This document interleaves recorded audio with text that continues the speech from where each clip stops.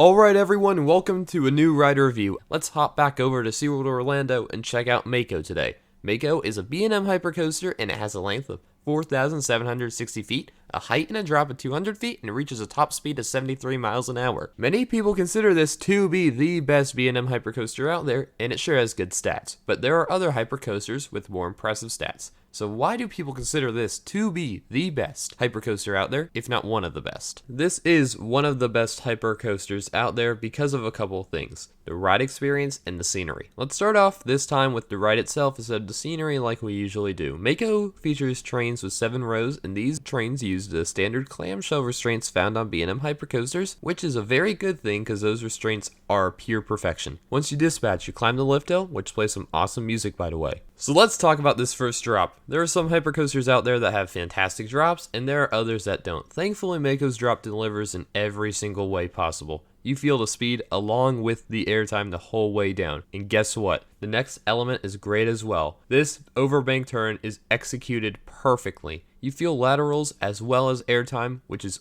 honestly all you can ask for. Mako is known for a couple iconic moments, and one of those is featured almost immediately. I'm of course talking about the 5-second floater hill. This legendary element is one of the many examples found on this ride of how B&M has perfected the hypercoaster model. The first time I got on Mako, I did not expect this element to be all it was hyped up to be, but I can tell you that it is the real deal. If you love floater airtime, this is the element for you. Most B&M hypers have a turnaround of some kind. Some of these turnarounds are clever, and others are actually just pretty standard, but Mako's is not a standout moment of the ride if I'm being completely honest. It does its job well, but it doesn't bring anything super exciting to the table. The next hill has a trim on it, but it still delivers some good airtime.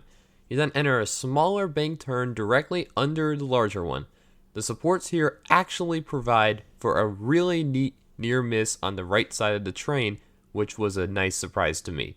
Speaking of surprises, the Ejector speed hill caught me totally off guard. I knew that it was there prior to riding the coaster, but I totally forgot about it when I was actually on the ride. An element like this is not on many B&M coasters, and the only ones to feature something like this are the newer hypercoasters or gigacoasters. Some of B&M's hypers just have parabolic hills, which is okay because that's what those rides are meant to be, but this is yet another example of how they have perfected the hypercoaster model with this ride. Sadly, the ride slows down after this moment due to the mid-course brake run that comes up. Thankfully though, the scenery and visuals make up for it. You enter 2 bank turns and then glide along the water into the final brake run.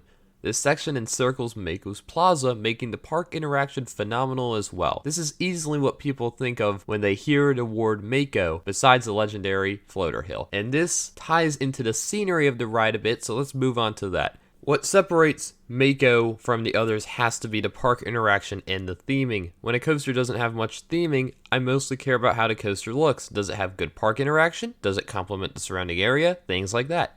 And let me tell you, simple answer, Mako does.